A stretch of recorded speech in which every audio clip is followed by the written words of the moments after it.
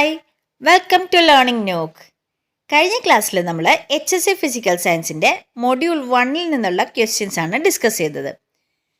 ഇന്ന് നമ്മൾ module 2-ലെ questions ആണ് ഡിസ്കസ് ചെയ്യാൻ പോകുന്നത്.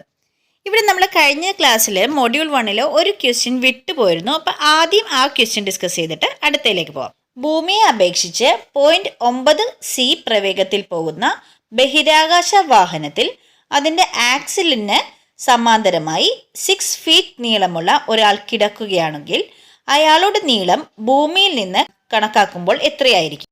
ഇത് തിയറി ഓഫ് റിലേറ്റിവിറ്റിയിൽ നിന്നുള്ള ക്വസ്റ്റ്യൻ ആണ്. അപ്പോൾ ലെങ്ത് കോൺട്രാക്ഷൻ കണ്ടുപിടിക്കാനുള്ള ഫോർമുല L=L0√1 - v²/c² എന്നാണ്. തന്നിരിക്കുന്ന വാല്യൂസ് സബ്സ്റ്റിറ്റ്യൂട്ട് ചെയ്യുമ്പോൾ നമുക്കിവിടെ ആൻസർ 2.6 എന്ന് കിട്ടും. സോ ഇവിടെ നമ്മുടെ ആൻസർ ഓപ്ഷൻ സി ആണ്. അടുത്ത ക്വസ്റ്റ്യൻ, ഒരു നോൺ പോളാർ ഡൈഇലക്ട്രിക്കിന് ഉദാഹരണം. ഇവിടെ ഓപ്ഷനിൽ ഓക്സിജൻ മാത്രമാണ് നോൺ പോളാർ ആയിട്ടുള്ളത്. So answer option D.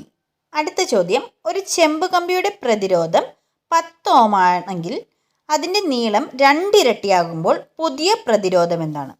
ഇവിടെ പ്രതിരോധം R=ρl/a എന്നാണ്. ഇന്ന് പുതിയ ലെങ്ത് എന്ന് പറയുന്നത് L-2L ആകും. എന്നാൽ വോളിയം ഇവിടെ സെയിം ആയിട്ട് നിൽക്കുകയാണ്. അപ്പോൾ വോളിയം എന്ന് പറയുന്നത് A×L അല്ലേ? അങ്ങനെ വരുമ്പോൾ പുതിയ ഏരിയ എന്ന് പറയുന്നത് A/2 ആകും.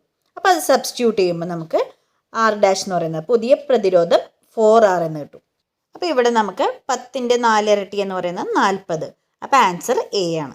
അടുത്ത ചോദ്യം, ഒരു സൈക്ലോട്രോണിൻ്റെ പീരീഡിൻ്റെ സമവാക്യം. ഇവിടെ ആൻസർ A ആണ് വരുന്നത്. T=2πm/qb. അടുത്ത ചോദ്യം, ഒരു കപ്പാസിറ്ററിൽ കൂടി AC ഒഴുകുമ്പോൾ കറണ്ടും വോൾട്ടേജും തമ്മിലുള്ള ഫേസ് വ്യത്യാസം. ഇവിടെ പ്യുവർലി കപ്പാസിറ്റർ ആണ്. സോ കറണ്ട് വോൾട്ടേജിനേക്കാൾ 90 ഡിഗ്രി മുൻപിലാണ്. Answer B. അടുത്ത ചോദ്യം, സോഫ്റ്റ് അയണിനെയും സ്റ്റീലിനെയും പരിഗണിക്കുമ്പോൾ അവയുടെ റിറ്റൻറ്റിവിറ്റി തമ്മിലുള്ള ബന്ധം. നമുക്കറിയാം സോഫ്റ്റ് അയണിനാണ് റിറ്റൻറ്റിവിറ്റി കൂടുതൽ. അപ്പോൾ ആൻസർ സി. അടുത്ത ചോദ്യം, ഒരു ഫുൾ വേവ് റെക്ടിഫയറിൻ്റെ റിപ്പിൾ ഫാക്ടർ. ഉത്തരം വരുന്നത് ഡി ആണ്, 0.48. അടുത്ത ചോദ്യം, കോമൺ ബേസ് കോൺഫിഗറേഷനിലെ കറണ്ട് ഗെയിൻ 0.99 ആയാൽ കോമൺ എമിറ്റർ കോൺഫിഗറേഷനിലെ കറണ്ട് ഗെയിൻ എത്രയാണ്? ഇവിടെ കോമൺ ബേസ് കറണ്ട് ഗെയിൻ ആൽഫയും കോമൺ എമിറ്റർ കറണ്ട് ഗെയിൻ ബീറ്റയും തമ്മിലുള്ള റിലേഷൻ എന്ന് പറയുന്നത് β=α/1 - ആൽഫയാണ്. വാല്യൂ സബ്സ്റ്റിറ്റ്യൂട്ട് ചെയ്യുമ്പോൾ നമുക്ക് 99 എന്ന ആൻസർ കിട്ടും. അപ്പോൾ ഇവിടുത്തെ ആൻസർ ഓപ്ഷൻ ഡി ആണ്. അടുത്ത ക്വസ്റ്റ്യൻ, കോൾപിറ്റ് ഓസിലേറ്ററിൻ്റെ പ്രവർത്തന ആവൃത്തിയുടെ സമവാക്യം. ആൻസർ ഓപ്ഷൻ എ ആണ്, F=1/2π√LC.